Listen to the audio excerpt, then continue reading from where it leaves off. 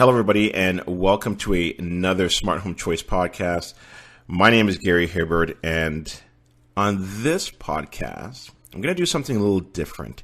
And I've done this before, but at this time of the year, what I really enjoy doing is not so much interviewing somebody, but what I like to do is share with you a podcast or audio recording that really kind of shaped my life and helped move me down a very positive, I would say, direction. And the person that I'm talking about today and the snippet that you're going to hear is from a very well-known speaker, author, and he goes by the name of Brian Tracy. And I actually started listening to Brian Tracy around 2007, 2008, somewhere in that time frame. And that was during a time, you know, when things in my life weren't, I would say, going great. You know, I was at a job that I wasn't really enjoying anymore, paycheck to paycheck, every few years, you know, and it was really just because the money that we were making wasn't enough. You know, there seemed to be more month than there was money. And every few years, we'd have to do a refinance and take that debt and, you know, roll into our mortgage because the money just was not there. And listening to Brian Tracy, listening to his teachings, you know, along the psychology of achievement and the psychology of selling and really just the psychology of life really helped to point me down the right direction, give me the guidance and the confidence that I needed to be doing what I'm doing today. And to me, it's really important that I want to share with you this part of my life and what really helped to mold the person that I am today. So this is a very small snippet from, it was an event, it was called a Weekend Leadership Event. And there was, I don't even know, maybe about 10 or 12 different speakers for the whole entire weekend. But this one here in particular really, I found, you know, kind of stood out for me, but the whole entire event was great. So if you are interested in making changes this year, I highly recommend that you listen to this. I'm sure you've heard me say this before. You know, I'm not really big on the whole New Year's resolution thing. I've tried it. I've seen so many other people try it. And within a month or two, you know, they kind of go back to their old habits. But what I am big on is lifestyle change and making those small changes throughout the year. And hopefully this particular recording has caught you, you know, at a time where maybe you may be lost as well too, or you're looking for some direction, or you just need some motivation. And if this recording finds you in that particular stage of your life, then I really and truly think that this is going to help you. Okay, so I hope you guys enjoy it. It was one of my favorite ones. And until next time, talk to you soon. It's my honor to be able to introduce to you today a speaker who's well known by many of you. He is a successful businessman who has started, built, and managed or turned around 22 companies. He's also one of America's foremost authorities on peak performance and individual achievement. And he addresses over 250,000 people worldwide every year. Since he began recording and taping his material, he's become one of the most listened to professional speakers in the world. His audio and video programs have been translated into 20 languages and are heard in over 38 countries. He's the author or narrator of such best-selling audio programs as Psychology of Achievement, Psychology of Selling, Psychology of Success, as well as The Science of Self-Confidence, How to Master Your Time, How to Start and Build Your Own Successful Business, and get this, more than 250 video training programs on leadership, sales, and personal performance. He's written 34 books, been translated into 23 languages. He's the creator of the personal coaching system Focal Point. He's traveled and worked in more than 80 countries, and he speaks 4 languages. He was the chief operating officer of a $265 million development company. He's active in community affairs. And probably the most important thing for Brian is that he's married with 4 children. And of course, he is the president of 3 companies headquartered in Solana Beach, California. It is a great privilege for me. I just met him for the first time today, so I'm excited to hear from him as well in person. Please welcome to the Weekend Leadership event, Mr. Brian Tracy.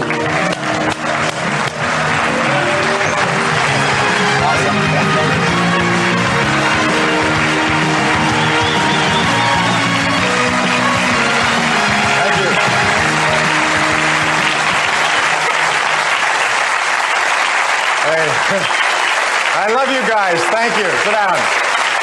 Please sit down. I have some good news for you. More people are going to make more money in the next few years and become millionaires than in all the years of American history.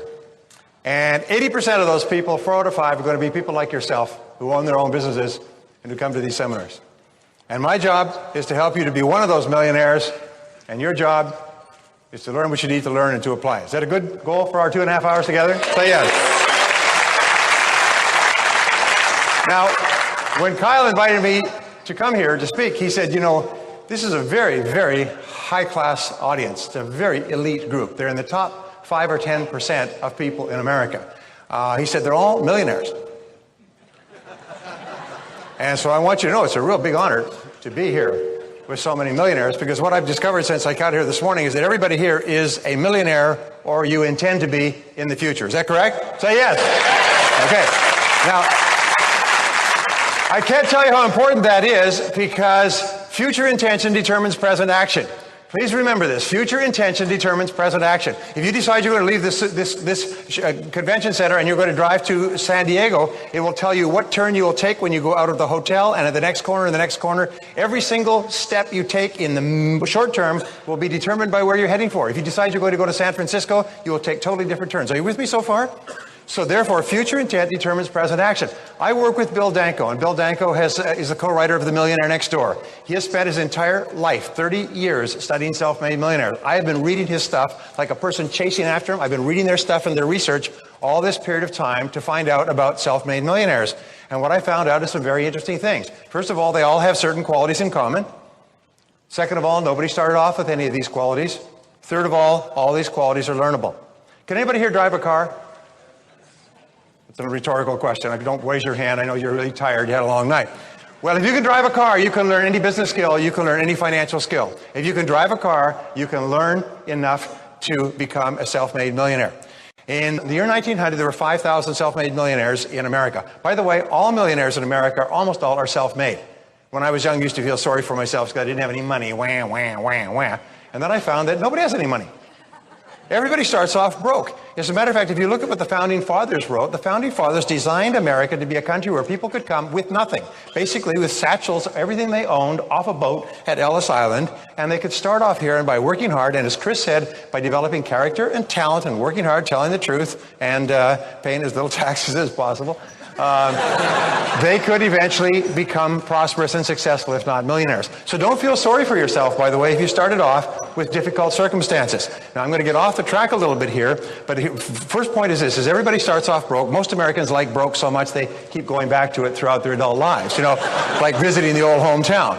But here's the point, and there's a wonderful line from Joe DiMaggio. Joe DiMaggio once said, he goes, there's no rich men's sons in the major leagues. He said they don't have the stomach for it. He said they don't have the hunger. They don't have the guts. They don't have the drive. He said rich men's sons grow up soft. He said all the hitters in the major leagues grew up hard. So if you had a difficult childhood and you didn't have a lot of money and your mommy and daddy didn't love you the way you wanted them to love you and so on, if you had a difficult childhood coming up, you should thank God every single morning because it's given you the character and the guts and the determination and the grit that will enable you to be successful. Yes. The worst thing that can happen is to grow up easy. Grow up hard. If you grow up hard, then you'll always be able to bounce back because you've done this before. Anyway, so there were 5,000 millionaires in 1900. In the year 2000, there were 5 million. By the year 2010, 2020, there'll be 10 or 15 million millionaires. And your job is to be one of those millionaires, and my job is to get you there. Now, here's a question. How many people like to double their income? You say yes? Okay. If I could show you how to do it, would you give it a try? Yes. Now, that is a test question. It's the only test question of the day. Do you know what the average number of times is that a person tries on a new goal before they give up? It's less than 1. Most people give up before they try it even once. Is they say, I'm going to set a new goal and I'm going to dedicate myself to doing this, more of this, less of that. They hear these wonderful talks by Jim and Dennis and Chris, and you hear these wonderful talks. They think, well, I'm going to make some decisions. But most people don't even try the first time. They talk themselves into it at the seminar and they talk themselves right back out of it on the way home. And they think of all the reasons why it's not possible. You know, there's a disease that plagues America. It's called excusitis. It's the inflammation of the excuse-making gland, which is invariably fatal to success. Now, here's the worst thing. Not only do they talk themselves out of it and don't do it, but someone else says, I'm going to do that. I'm going to lose that weight and save that money and start that business and so on. I said, no, it won't work. It won't work. What do you mean it won't work? Well, I thought about doing once too. Did you ever do anything about it? No, I didn't, but I knew it wouldn't work. And so they take great delight in talking other people out of it. That's why it's so important to associate and affiliate with the people who are here. One of the things I learned from Jim Rohn many years ago is get around the right people. Get around the right people. If you want to know where the right people are, turn to the left, turn to the right, right? These are the right people. People you associate with, as Chris was saying, your relationships will determine the quality of your life more than any other single factor. So, I have some good news for you. Everybody here is going to double their income. I have it on good statistical evidence.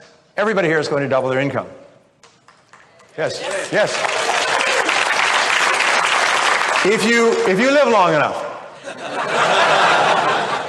The average person's income goes up in America about 3 to 4% a year. So if you work for another 18 to 22 years, 3 to 4% a year, compound interest, you'll double your income. Is this what you had in mind? Say no. No. When do we want to do it? Now. All right. Now, I have to show you something. This is a chart. I hired a consultant to come in and work for me some years ago when Dale and I were working together, and he was going to study every part of my business. At the end of it, he left me with a lousy T-shirt and this graph and a bill for several $1,000s. But I think the graph was worth it because the graph is a picture that once you have it, you could apply it not only to your life, but to different aspects of your life. And I'll show you what this graph is. This is the graph of income. So let's just say, imagine that this is the amount of income that you make in the course of your life, and this is where you start, and this is time. These are the years of your life. And this is where you end up at the end of your life. Now, there's all kinds of different incomes. Here's what we have discovered, by the way, is that each person decides where they're going to be on the income graph.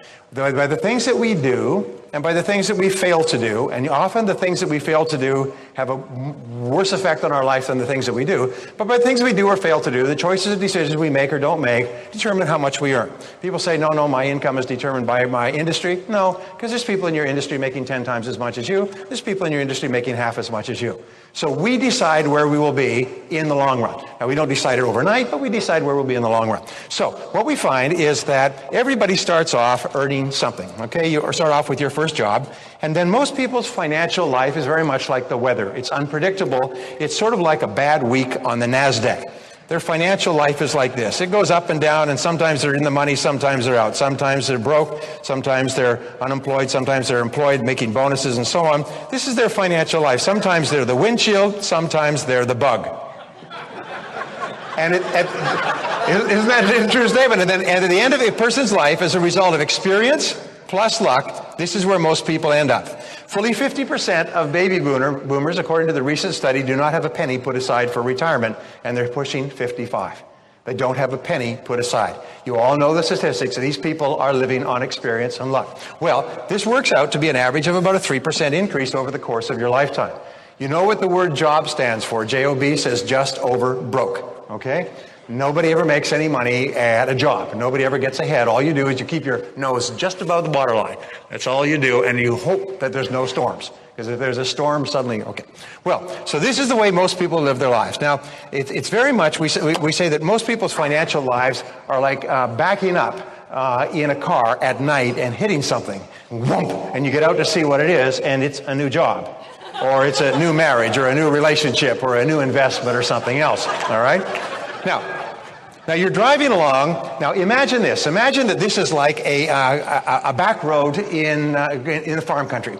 You're driving along these rutted out, beat to heck back roads in the country, and you have no road map and you have no road signs. So you're lost most of the time financially. This is the story of most people. So they're lost and they have no road maps and no road signs, and it's a terrible road. Well, even if you're driving a brand new Mercedes-Benz, an absolutely beautiful car, engineered perfectly in every way, which is what your mind is. Your mind is the most incredible device for success, achievement, happiness, and long life in the whole world. You're driving with this incredible mind. You're driving a Mercedes-Benz. Even if you're sincere and hardworking and determined and honest and all of those good things, if you're lost on the back road with no road signs and no road maps, you'll never make any progress.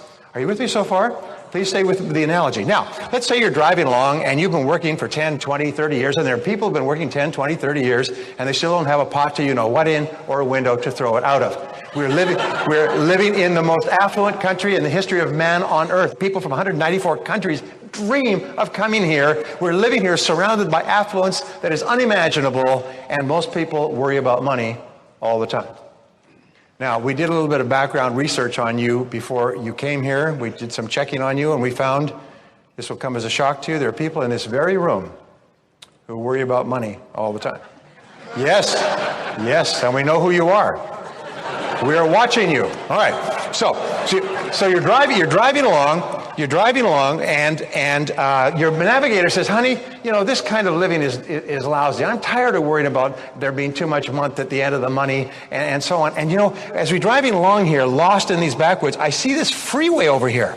There's a freeway over there. I see cars just whipping along that freeway. Every so often I see them through the trees, or we get a glimpse of those cars just whipping along. If we could get onto that freeway, we could really make a lot of progress. So how do we get onto the freeway? Well, let's find a way, and you work your way across country, and you finally find the way onto the freeway. Now that's what this weekend is. This is the freeway. My talk is part of the freeway process, and to get onto the freeway. Now you get onto the freeway, you put your pedal to the metal, and suddenly you are making incredible progress. You are moving along, and this is the result of knowledge plus skill. That's the difference, is once you get onto the freeway of life, you start to go faster and faster and make more and more progress. I have spent a lot of time in Germany. In Germany, they have the Autobahns, and you're familiar with the Autobahns. The Autobahns have no speed limit. As a matter of fact, the Autobahns, it is illegal for you to stay on the inside lane. If somebody comes up behind you and you stay in the inside lane and do not let them through, you'll be ticketed and punished, and they fine you enormous amounts. In other words, nobody can stop anybody from going as fast as they want. You want to drive 200 miles an hour, nobody's allowed to stay in front of you. And be good regulation here, wouldn't it? Is nobody's allowed to be in the center line if somebody's coming up behind them. Anyway, they don't have accidents, by the way. They have disasters. If a car crashes, they don't send a tow truck. They send a scraper. They just scrape up the pieces and the parts. Anyway, but imagine you're on the Autobahn of life, and you can go faster and faster and faster, straighter and straighter, faster and faster. Now, this is what happens with knowledge and skill. You see, once you get the knowledge, you can use it over and over again. But you've got to get it first. Once you get it, you can use it over and over again. And as you use it, you get better and better at it. As you get better and better at it, you get more and more results in less time with less investment of time and money. Are you with me so far? That is why people who start to make a little bit of money, then make a little bit more, then make a little bit more, then make a little bit more, they go faster and faster and faster because they get better and better and better at using the skill of making money. And all business skills are learnable. All money-making skills are learnable. So anyway, you're driving along, you whip along here. Now, here's my pretty critical point, is the people who are on the freeway of life are not smarter or better than people who are on the back roads. As a matter of fact, there are many people who are on the freeway of life. A person, to use an example, a person driving a rusted out jalopy, belching smoke, wheels falling off, terrible mechanical condition, will make more progress on the freeway than a genius driving a Mercedes-Benz on the back roads. Are you with me so far? There's nothing that will make you madder than to meet somebody who's dumber than you, making more money than you. Have you had that experience? Yes. And you look at this person, the person is an idiot. They can't find their bum with both hands, and they're making more money than you. And why? It's because they have gotten off the back roads and onto the Autobahn. And that's why people want to come here from all over the world. We talk about the American dream. The American dream. The American dream. Do you know something? There's no other country that has the word dream after its name.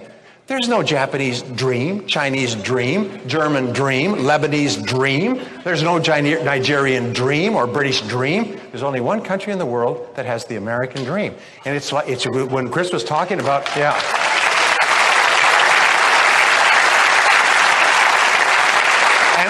And so I've given this a lot of thought, and I can come to the conclusion that the American dream is basically two things. Many other things too.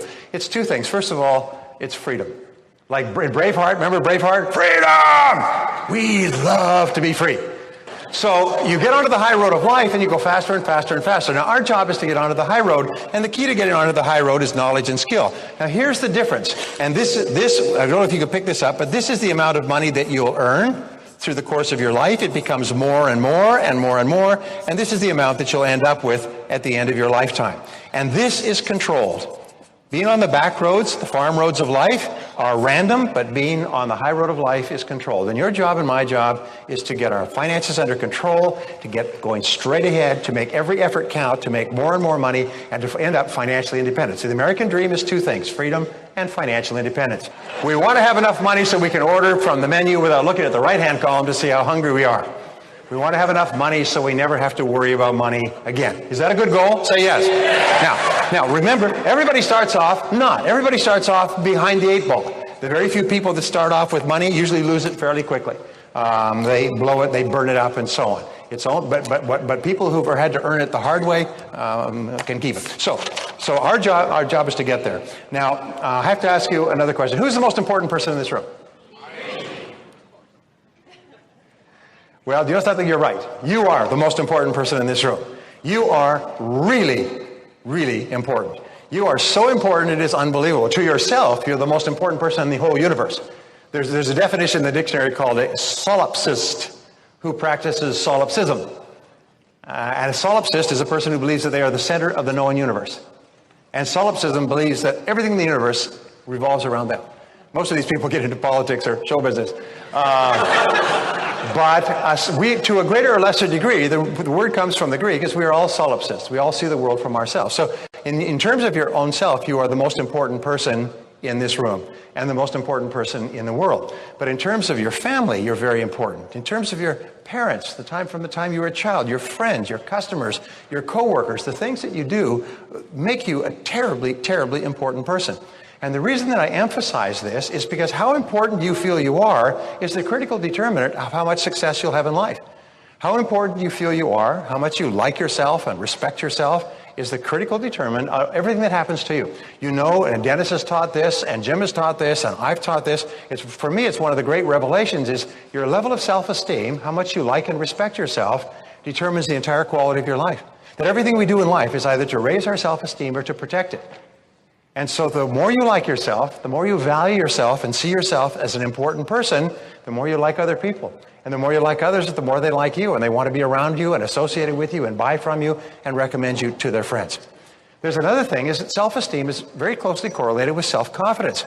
Is the more you like yourself, the more confidence you have. The more you like yourself, the more you bounce back from rejection and failure and disappointment. Now, everybody in life is going to get knocked down 1,000 times. The only question is how many times you get back up. And the more you like yourself, the more you realize that failure is never final, as Dennis says, is that failure is merely a form of feedback, is that problems are simply learning experiences. So what you do is, if you really like yourself, you say, whoa, that hurt, ouch, get back into it. And so the more you like yourself, the better you perform at everything you do. So I want you to say the words, because the things that you say to yourself have an inordinate power on your emotions. Say, I like myself. No, let's take our thumbs out of our mouths. Let's try it one more time, all right? Say, I like myself. I like myself. Wonderful. Now, from now on, as you go through the day, say, I like myself, I like myself, I like myself, I like myself, I like myself. Do you know that every single language where I've taught this, and every single language, you can't say it without smiling to yourself? It is almost like taking a mental vitamin pill. You take it and you like yourself. As a matter of fact, there's an interesting thing. Our greatest, and Chris was talking about this, and other people talk about it, our greatest obstacles to success are our fears. Fears of failure, fears of loss, fears of making a mistake, and so on. But the more you like yourself, the less you fear. The higher your self-esteem, the lower your level of fears. And so whenever you're feeling a little nervous or uncomfortable, or you're making a presentation, say, I like myself, I like myself, I like myself, I like myself. Get yourself pumped up. I like myself, I like myself. Go into a mirror, and I don't advise you to doing this in public washrooms or elevators. But as you walk along, say, I like myself, I like myself, I like myself. And what you do is you pump up your psyche. You pump up your self-esteem. I like myself, I like myself, I like myself, I like myself, I like. Now, there are mornings when you get up and you will not say, good morning, God. You'll say, good God, it's morning. And so what you say is, oh boy, I feel terrible, but I like myself. I like myself, I like myself, I like myself. And you get yourself pumped. And the wonderful thing is, do you know what the key to human relations is? The key to human relations is to make other people feel important. Dale Carnegie's breakthrough book, How to Win Friends and Influence People, says make others feel important. And how do you make others feel important? You build their self-esteem. You give them praise and appreciation and compliment. You thank them. You say kind things to them. Zig Ziglar once said this wonderful line. He said, you can never be too fair or too kind to other people. Never be too fair or too kind. When in doubt, always be even fairer, always be kinder. And why? Because when you're kind to people and generous to people and warm and complimentary, you build their self-esteem. And here's this wonderful thing in psychology is everything you do that builds the self-esteem of another builds your own. Everything that you do that makes another person feel happier about themselves make you feel happier about yourself. So you find that really successful people, everywhere they go, people just brighten up and smile because they're friendly, they're warm, they're courteous. I have met, and Chris talks about this, I have met and worked with many of the great billionaires, and most of them self-made billionaires in the United States. And I find that every single case, when you meet with these people, and sometimes I spent several hours with them talking about their business alone in a room with the telephones off, and I found that in every case, and I think of these people, they shine in my mind, they're all warm, friendly, kind. If you didn't know that these people were some of the richest people in the world, if you didn't know in advance, there's no way you could tell from meeting them because they're just such nice people. And so now which comes first, being a really genuinely nice person and being a great success, or being a great success and then becoming a nice person? By the way, there's a rule that says this: the success does not change you, it just makes you more of what you already are. So if you're a really nice person, you become successful, be a nicer person. If you're a jerk and you become successful, you become a bigger jerk. You know, you go to Hollywood, right? Okay. Anyway, so the fact is that you are the most important person here. And whenever you feel yourself a little bit down, just say, hey, I like myself, I like myself, I like myself. You take control of your mental life by putting your hands on the wheel and say, wait, I like myself. Failure is only feedback. Learn from every experience. Get up, get going, and so on. Okay, is this important? You get this? Okay. Now, next question. How many people here are self-employed? Well, Dale, what's the true answer to that question? We all are. We all are. The worst mistake you could ever make in your whole life is to ever think you work for anyone else but yourself. As a matter of fact, your job is not only to be self-employed, but to be unemployable. Right? Where you just simply can't work for anybody else. You can only work for yourself. And it's interesting, it's the attitude. Chris was talking about attitude. It's the attitude of self-employment that separates the winners from the non-winners. It's top people, and according to the studies, the top 3% of adults see themselves as self-employed, even if they work for another company, even if someone else signs their paycheck all their lives. They see themselves as self-employed. They see themselves as in charge of their own life. And I have thought about this over and over again, and one of the great turning points in my life was this, is when I realized that I was responsible for everything that happened to me. I was in charge. I was self-employed. And the acceptance of total responsibility is one of the great scary thoughts, but one of the great liberating thoughts of life. And so I found that really high performers, all leaders, all men and women of great accomplishment, men and women of strength and character, men and women who accomplish great things, are people who are highly self-responsible. It is the key to success, and I'll come back to this a little bit later. So here are the words that you use. The words are, I am responsible. Say it. I am responsible. Oh, no. Try it again. One more. I am responsible. I like myself. And I'm responsible. Those are the keys to success. As long as you hold on to those, whenever you have a problem or difficulty of any kind, you'll go back to that. I like myself and I'm responsible. If there's something in my life that's not working, then by gum, it's up to me to change it. I'm not going to sit here and moan and cry and weep and moan and blame other people. I just get busy and do something about it. All successful people are take charge people. And these are really, really important in terms of becoming a millionaire. Can you imagine a milquetoast billionaire? A person who does not accept responsibility with low self-esteem? No. You've got to have a person who really likes themselves and who really feels in charge of their own life. One last question. What is the most important part of this weekend? You're right. It's what you do afterwards. It's not what we learn. It's not the pleasure that we have. It's not the interaction. It's what you do afterwards. Now, I've learned a very interesting point, and this has been borne out in 50 years of study. The one most identifiable quality of successful people is that they're intensely action-oriented, is they're moving fast. They're in action. They hear a good idea. They move quickly. They don't sit there and think about it. When you sit there and think about it, what happens is the energy goes away. So you'll find that the most important part of today is what you do afterwards and how fast you do it. Now, let me ask you a question. If you take action on any item, any idea, only two things can happen. What are they? You succeed or you fail, okay? It works or it doesn't work. If it works, what do? You do more of it. If it doesn't work, what do? You learn from it quickly, get smarter, and try something else. But you cannot lose from taking action. You can only lose from not taking action. And when I spoke many years ago to one of the richest men in the world, he's now worth about $5.4 billion, and at that time he was just building his company. His company was just growing. He said, you know, they have found in their company that people who hear a new idea and take action quickly will succeed. He said, but people who hear a new idea and don't take action immediately will probably not take action on that idea at all and won't take action on anything else either. The one thing they've identified in successful people is that they're all intensely action-oriented. So always think in terms of what action do I take? What do I do now? Somebody comes to you with a problem. They say, I've got this problem. Wham, wham, wham. You say, good. What are you going to do about it? What's your next step? What's your next action step? How are you going to solve the problem? In other words, keep helping people think in terms of the actions that they're going to take to achieve their goals or resolve their problems. And you lead by example. As Albert Schweitzer said many years ago, he said, you must teach men at the school of example, for they will learn at no other. So the most important thing that you do for your friends and for your family is be an action-oriented person. Be a high self-esteem, high responsibility, action-oriented person. Those are the three qualities for financial success. Probably the three qualities for all kinds of success. Does it make sense so far? Yes. Say yes. Yes. Okay.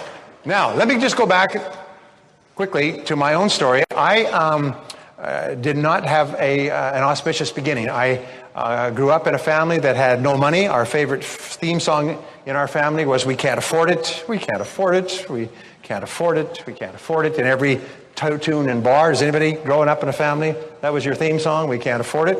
And I'm still now, and even at my age, I still go and I look at it and I'm like, geez, we can't afford it. What do you mean you can't afford it? It's a newspaper, for Christ's sake. Maybe I'll read somebody else's, you know? I mean, that costs 50 cents. Anyway. My friend Susie Orman said this. She said, one of the most important things in becoming wealthy is to deal with your goblins with regard to money. Almost all of us have goblins with regard to money. Fears, emotions, go back into our early childhood, the way our parents responded to money, what happened with money, did we not have very much, did we lose it, were our parents hurt financially? So we grow up with these fears with regard to money, and in order to become financially independent, you have to get over those fears. You have to first of all identify what they are. What is the number one fear with regard to money? Yeah, fear of poverty. We're afraid of being poor. We're afraid of not having any money. We're afraid of being destitute or dependent upon someone else. Now, it's not likely to happen, but nonetheless, that fear, which is an irrational fear, often holds us back from taking chances. And it's just something you have to identify. And I learned many years ago that if you have the fear of poverty, you say, all right, what's the flip side of the fear of poverty? What's the virtue of the fear of poverty? What's the good part of being afraid of not having money? What's the good part? Yeah, you work harder to get more money. You work harder and you're smarter in holding on to the money. You build up a financial estate. So starting off poor, as I said before, can often be a very good thing because it makes you very smart about making money and holding on to it. So in other words, when you talk about money like that, you bring it to the surface of your mind and you become free from the fears that are involved. That's no extra charge for that, just to throw in. Okay, so I started off with no money. I did not graduate from high school. I finished in the half of the class that makes the top half possible. They say that everybody serves some purpose, even if it's to be a bad example, and I was the bad example. The teachers would point to me and say, if you don't smarten up, you'll end up like him. And that would scare people, like the boogeyman under the bed. That would scare kids into doing their assignments. I had a chance to go to several schools when I was growing up because I kept getting thrown out of them. Suspended, expelled, rejected, suspended, expelled, rejected. And finally I left school and I got a job, a laboring job. I was told, by the way, that if you don't get a good education, get good grades, you won't do well in school. If you don't get good grades and do well in school, you won't get a good job, you won't go to college, you won't have a good life. So I've been told this all my life. You know, they tell you that, to tell kids that to scare them. So you grow up and they say, I didn't get very good grades in school. And by the way, remember I told you about the research that we did on you? Yes, we found some other interesting things. We found there are people in this very room who did not get good grades in school. Yes, and we know who you are. We were amazed at how many of you there are. It was astonishing. Anyway, here's what I learned later in life. It took me about 10, 15 years to learn this, is there's no relationship between grades in school and success in life, unless you believe there is. If you believe that because you got poor grades you can't be successful, that becomes your truth. As William James of Harvard said, belief creates the actual fact. If you believe it, it becomes true for you. But there's no relationship at all. There's no relationship between anything that happened in your past and your present moment. You can decide at this moment that that was then, this is now. And you can go in a different direction. And your grades have no relevance.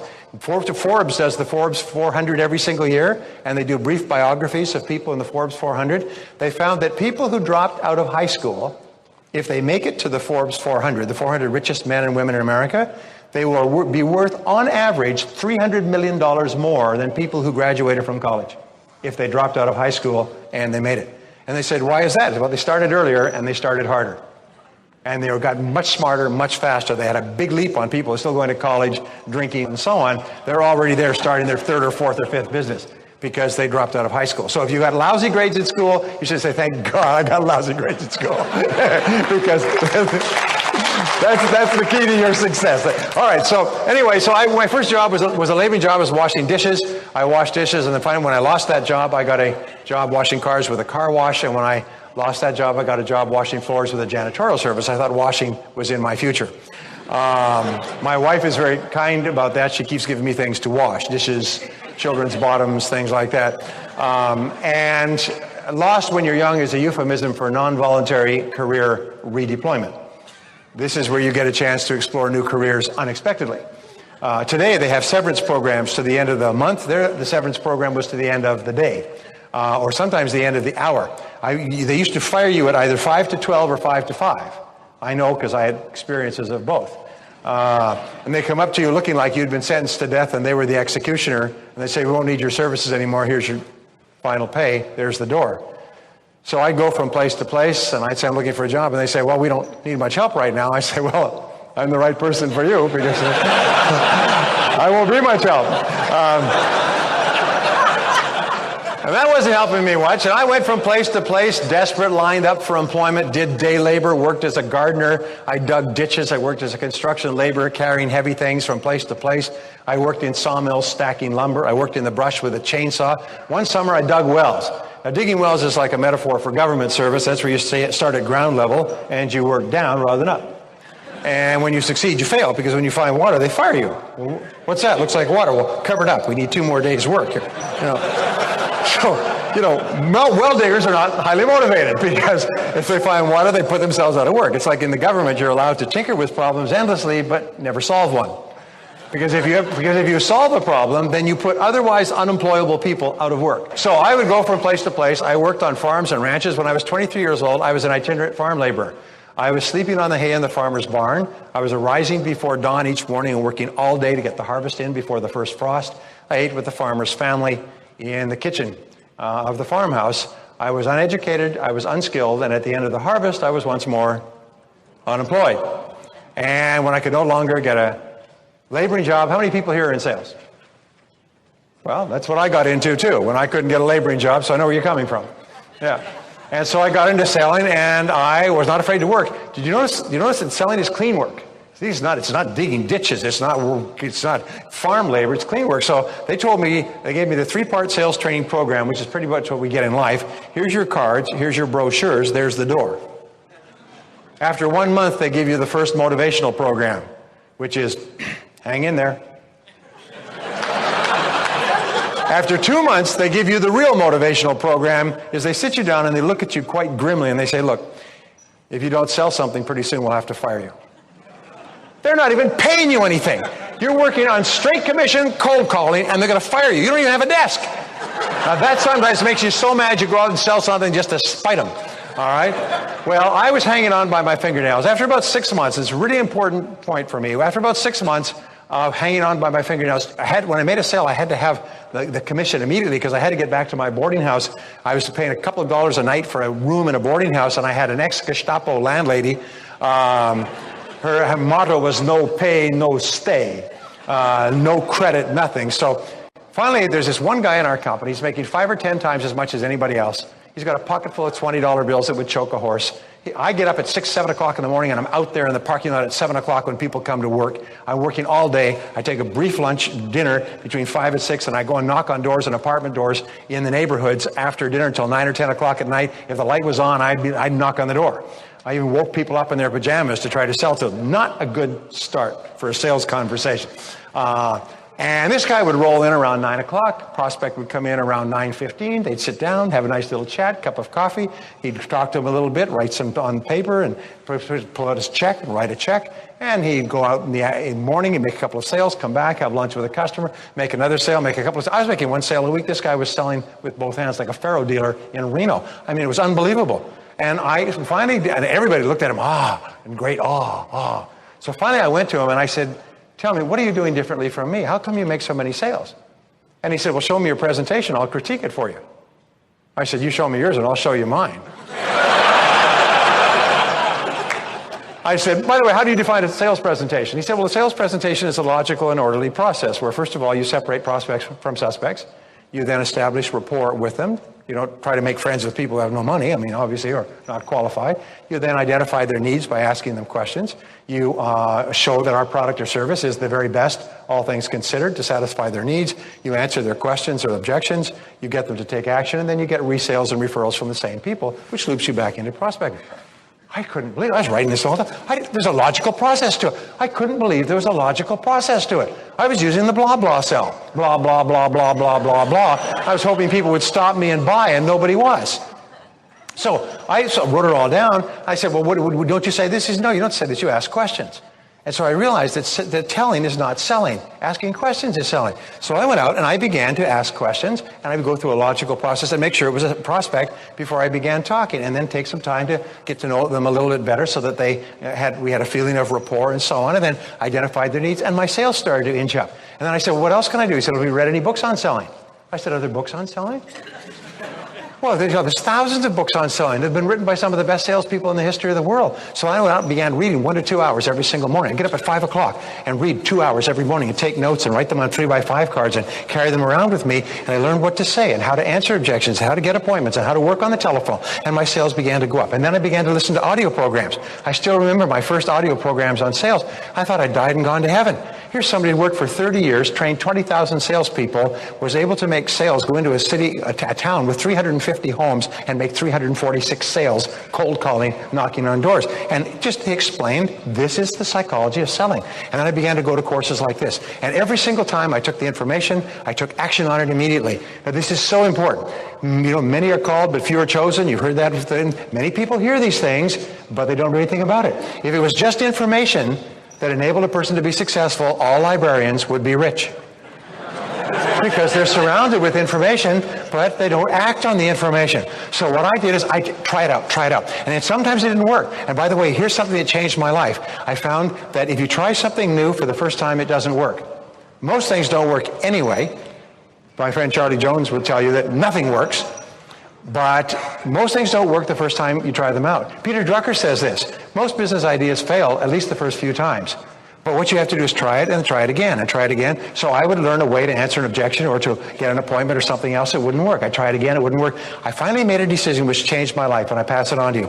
I would try something 10 times before I pass judgment on it. If it was a good idea, I'd give it 10 tries before I pass judgment. I wouldn't try it once and quit, because that's what everybody else does. Either that or they don't try it at all. So I try it 10 times, and I'd rush out. I learned something new in the morning. I'd rush out, and I'd say, I'm going to talk to 10 people today. I'm going to try it on all 10. And this is what I found. If it's a good idea, about the 5th or 6th or 7th time, it'll start to work. And then you own it. It becomes an arrow in your quiver. It's a piece of knowledge. It's a piece of skill that you have at the skin level, and you have it for the rest of your career. So I began to practice, and my sales went up and up and up until they made me a sales mangler. They said, you know, whatever you're smoking, find some other people and share it with them because it's working.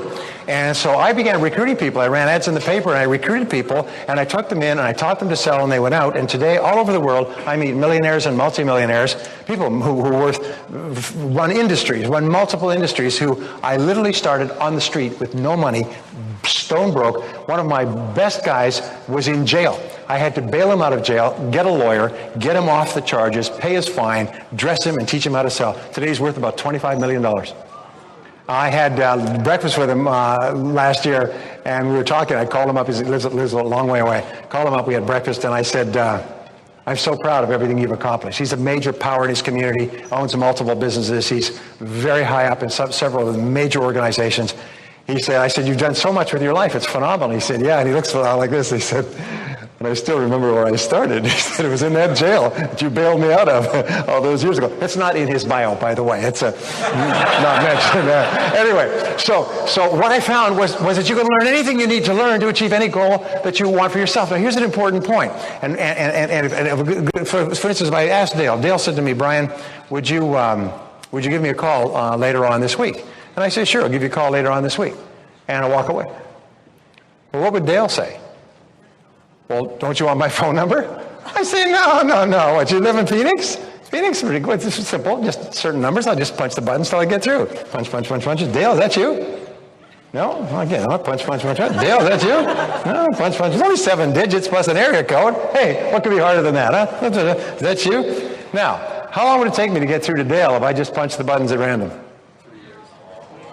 It never would. It's hundreds of thousands of millions of words. Do you know how many social security numbers we have? Made up of what? 4, 2, 3, 9 digits? Here's 10 digits. In other words, hundreds of millions. I would never get through to Dale. But what if Dale gave me his number and it was 235 1234, and I wrote it down. I got the area code. I could dial Dale from anywhere in the world, and if he was there, I'd get through. And I could give Dale's number. It's Gail. Karen, I'm sure, give it to Karen. Karen could call. I'll give it to you. You could call. If you had the right number, you could get through. Isn't that true? In other words, if you have the number in the right sequence, you can dial from anywhere and you'll get through. But now what if they'll give me the number and it's the last 4 digits are 1, 2, 3, 4, and I wrote them down 1, 3, 2, 4. I got 1 digit out of place. Now that's not very much. You know, 1 crummy digit. I mean, God, we're talking about, what, 10 numbers here and 1 digit. I shouldn't be penalized for that, should I? But if I tried to get through to Dale with the wrong digits in the wrong order, would I get through? What if I was sincere and hardworking and I set goals and I came to Jim Rohn's seminars and I read books and listened to tapes and I loved the Lord and paid my taxes and was a good family person, but I wasn't dialing the numbers in the right sequence? Would I ever get through? No. This is why people fail, is they may know the right numbers, but they don't have them in the right sequence. Here's an interesting question. If you went to the university, for example, to get a degree in engineering, could you take any courses you wanted? Could you say, well, I'll take a few of these courses after 4 years. Well, I've taken a whole bunch of courses. I like my degree now. They'd laugh in your face, wouldn't they? If you go to get a degree in any subject, what do you have to do? You have to take certain courses in order, in sequence, some before and some after. Some are prerequisites and so on. You have to take the courses in sequence. Only when you've passed all the required courses in sequence do you get your degree. But you get your degree automatically if you've done the courses. That's the key to success. If you want to be successful in real estate or in building your own business, most people run their own business like broken teeth. In other words, they know a little bit about this and a little bit about that and a bit about this, and they can make a couple of sales and negotiate some purchases and so on and so forth. And 86% of business owners in America make less than they would earn if they were working for wages with someone else. Why? It's because they have not learned the entire sequence of building and operating a business. And yet you look at the Fortune 500 companies that are multi-billion-dollar companies, almost everyone started on a kitchen table. You find that one way or another they've learned all the necessary steps, and they do them in the proper sequence. And if you start to do things in the proper sequence, you get through every single time. Are you with me so far? This is really important. It's the difference between success and failure. Anyway, so imagine you went to the dentist and the dentist decided to drill before putting in the anesthesia. I mean, what's wrong with that? I mean, anesthesia, you know, early in the drilling, later in the drilling. Would this be a good dentist? No, there's a sequence, for Christ's sakes. Well, how about they drill before they do any x-rays? Let's drill before we do any x-rays. So who knows what tooth needs it? Let's drill them all, you know? That's what people do in selling. They just call them all. What the heck? Who knows if, anyway, I'm not going to get serious. So what I learned is that there's a proper order and sequence. And what I learned was this, and it changed my life. What I learned was the law of cause and effect. Now, the law of cause and effect is called the granddaddy law. It's the iron law of the universe. It says that for every effect in your life, there's a cause. That everything happens for a reason. It says that success is not an accident.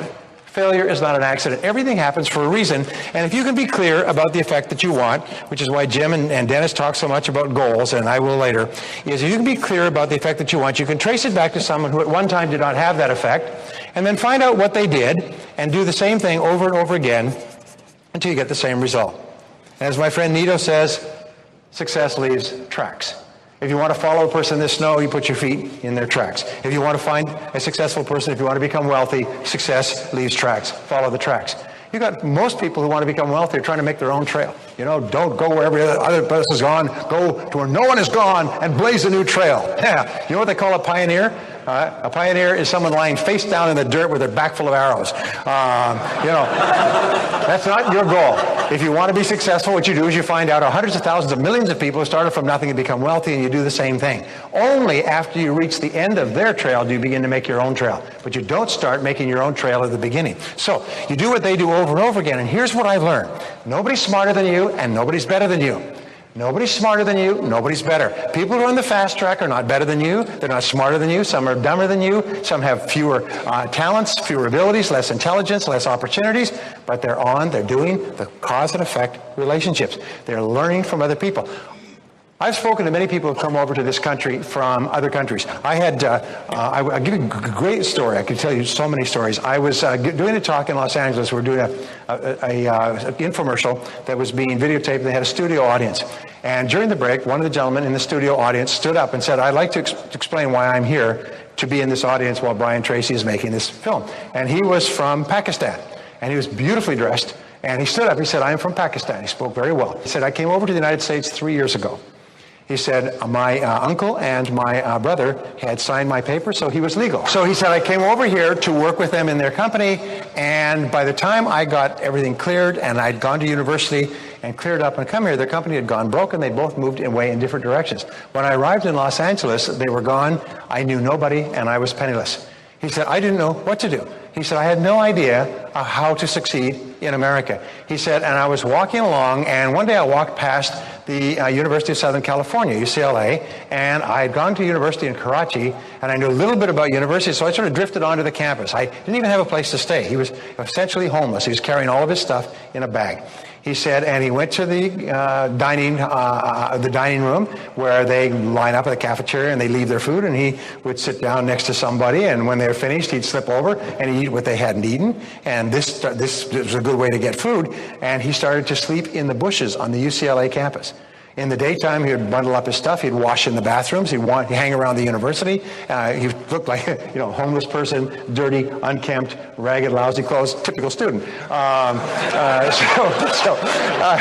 said he didn't even stand out. After he'd been doing this for 2 or 3 weeks, he'd been hanging around the campus, and he was just in despair. He finally went to the counselor, and he said, I need some advice. The counselor said, what's your student number? He said, well, we don't have a student number. The counselor said, well, I can't give you. He told all this story. I'm just fascinated. He said, I can't give you advice or counseling because I have to log in the people that I work with. He said, well, what is the problem? He said, well, I came from Pakistan. I told him his story. He said, I don't know what to do. He said, well, the only thing I can do for you is I will give you this set of Brian Tracy audio programs to listen to. It's a true story. He said, but you can't take them away. I'll give you a tape player. You can sit in this room over here and you can listen to them and take notes. So he didn't have a lot going, if you know. So he said, okay, I'll do that. To him, it was completely bizarre, listening to a bunch of audio cassettes in a cubicle. So he took them over and he sat them down. He got notes from the wastebaskets, and he began making notes. He came back every day for a week. He listened to the programs hour after hour and wrote notes on how to succeed in America. He said, went back at the end of the week, he gave back to me, he said, thank you. He said, now I understand how you succeed in this country. He walked out. He said, that was 2.5 years ago. He walked in. He said, I drove my new Mercedes to this filming. He said, I own 2 companies. I'm worth $2.5 million. He was wearing a Giorgio Armani suit. He had a Rolex watch. It was beautifully turned out. He said, I have a beautiful home. He said, I have 2 businesses. I'm just starting a 3rd. He said, now I know how it works. And now I can do it over and over again. Now, that is a great story from a person coming from absolutely nothing, and it's a true story, by the way. It's one of those stories that it wasn't true. It should be. Okay.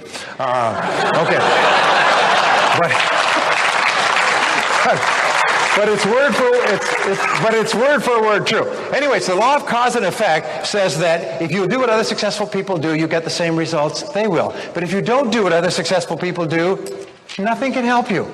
So your job and my job, and this changed my whole life. Chris mentioned I started, built, managed, or turned around 22 businesses. I've also consulted with more than 1,000 businesses of every size, Fortune 500 companies in 23 countries. In every single case, I go in order to work with them, I have to study and figure out how this business works. What are the cause and effect relationships? How is money, income, profit generated in this business? What are the constraints that are holding profit back? And so on. And so I've been able to develop pretty good good intellectual foundation in these companies. But what I found is if you do what other successful people do in an industry, you get the same results. Do you know that in business today, the 80-20 rule applies? That 20% of businesses make all the money, and the other 80% are marginal? And they all start off at the same starting line, but 20% make all the money. In our society, 20% of the people make all the money, and the other 80% worry about money all their life. So which would you like to be in, the top 20 or the bottom 80? Top 20. Now make the decision to be in the top 20. Then the only question you ask is, how do you get there? Well, here was the turning point for me. As I began to study philosophy and metaphysics, what I found is that thoughts are causes. Thoughts are causes, and conditions are effects. And when I learned this, I couldn't believe it. Thoughts are causes? You mean my thoughts control the conditions of my life? I want to give you one of the simplest of all mathematical formulations. It's this: 1 equals 1. There's a direct relationship between what you think and what happens to you. The quality of your thinking determines the quality of your life. Your thoughts are causes and your conditions are effects. In other words, you create your own world by the way you think. And the great philosophers, the great metaphysicians, the great mystical teachers and spiritual teachers and all the religions have come to this conclusion, is that you become what you think about most of the time. You become what you think about most of the time. Now, you've heard this over and over again, but it's absolutely astonishing. You become what you think about most of the time. So the question I have to ask you is, what do you think about most of the time?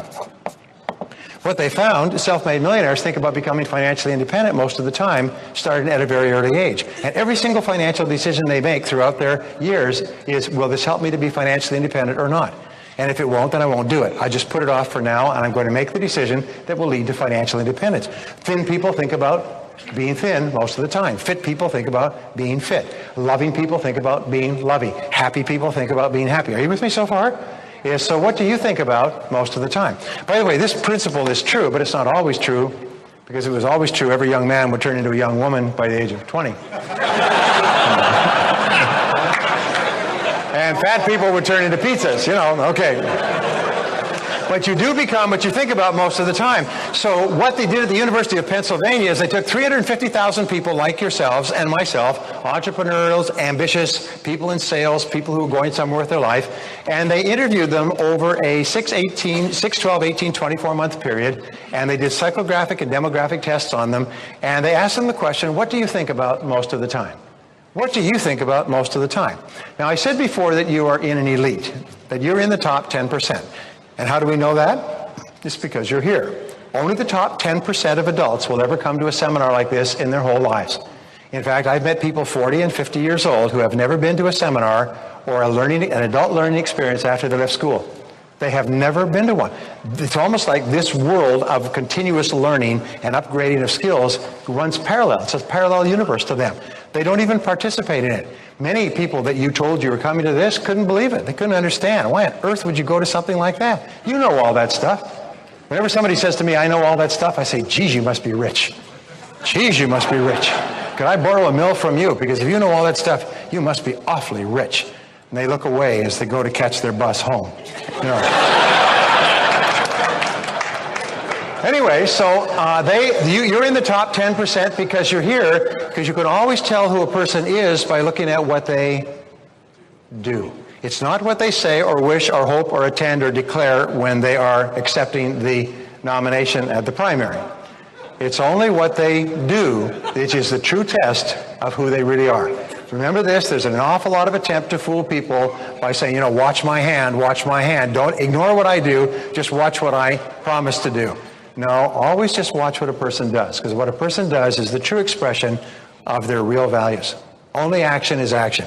Anyway, so if the fact that you're here means that you're in the top 10%, not because of thoughts or feelings or wishes or hopes or intentions, but because you're here. You've made the supreme effort and sacrifice to be here. You've made a decision like crossing that line in the Alamo, I'm in the top 10%. Whether you knew it or not doesn't matter.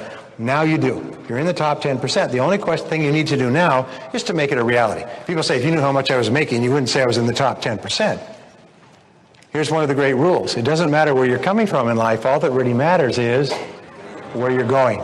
And you've made the decision to be in the top 10%. Is that true? Say yes. Yes. Good. Okay, it's just a matter of getting there. Now, So they did this study with 350,000 people like you and I. They sliced and diced them by percentiles, the bottom 10%, next 10%, and they took the top 10%. They found people in the top 10% think differently from people in the bottom 80 or 90% in some very profound and life-changing ways.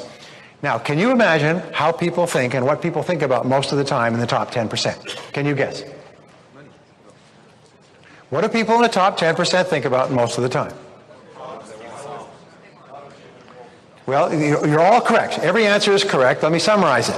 They think about what they want and how to get it most of the time. They think about what they want and how to get it most of the time. Unsuccessful people think about what they don't want, what makes them mad and unhappy today and yesterday and when they were children, and who's to blame. Unhappy, unsuccessful people are always talking about what they don't want and who's to blame. Successful people are always talking about what they do want and how to get it. So I'm going to teach you an operative word. This is a word that you're going to use for the rest of your career. This is the word of the high achiever, the self-made millionaire, the truly successful, positive, happy person. The word is how. Say how. How. From now on, when you ever have a goal, the only question you ask is how. If you have a problem, how do you solve it? Have an obstacle, how do you overcome it? Have a financial goal, how do you achieve it? If you have excess weight, how do you get rid of it?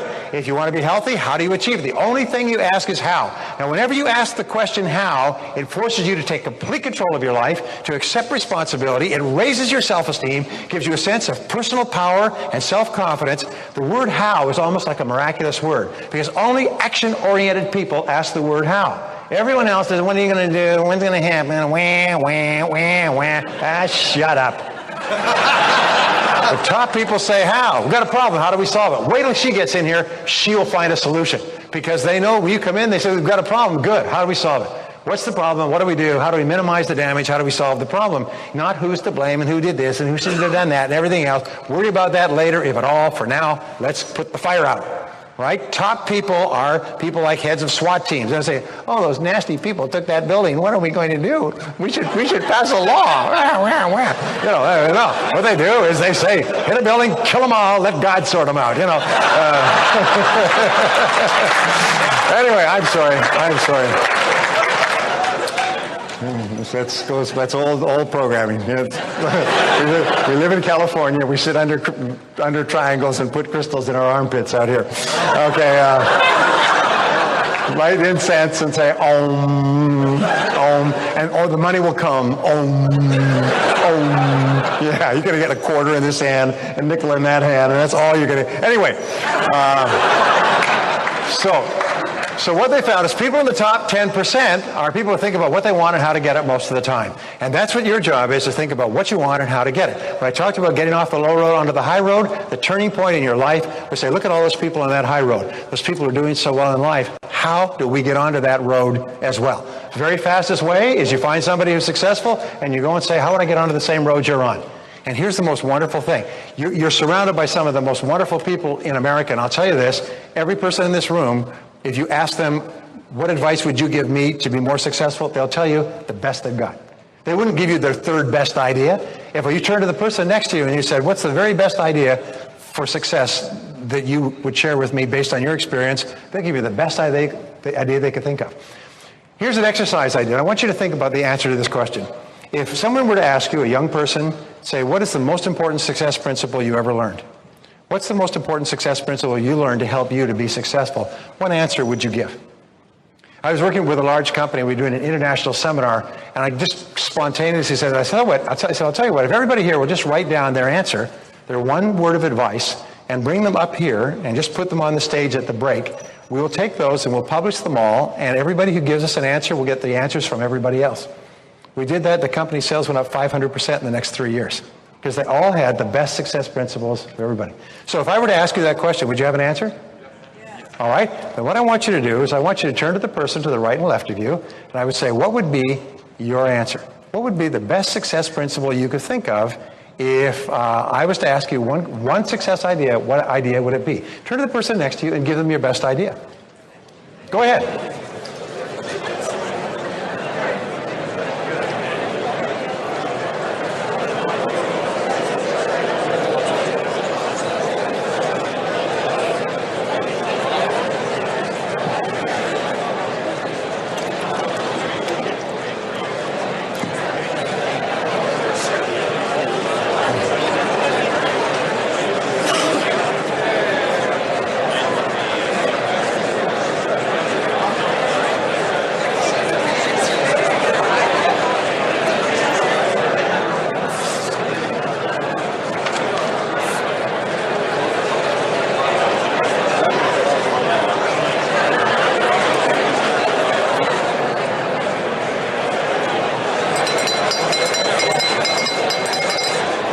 Now, coming back. Now, this is an important question. This is an important question. And for the rest of this conference, when you introduce yourself to each other, go up and say, "Hi, I'm so-and-so from so-and-so. What's yours?" What's your best idea? You have had so much experience. There's enough wisdom in this room to make everybody here rich 2 or 3 times over. Isn't that true? So therefore, one of the best things... One of the kindest and most generous things you can do is to share your ideas with other people. So whenever you get into a conversation, say, "What's yours? What's yours?" And this will make a wonderful mastermind conversation. Every time you meet with 2 or 3 people, say, "What's yours?" and share ideas. And write these ideas down. As Jim says, write them down. Don't let them fly away. Thanks for tuning in to this month's podcast. Don't forget to visit smarthomechoice.ca to find out about our upcoming events and all the resources you need for your investing career.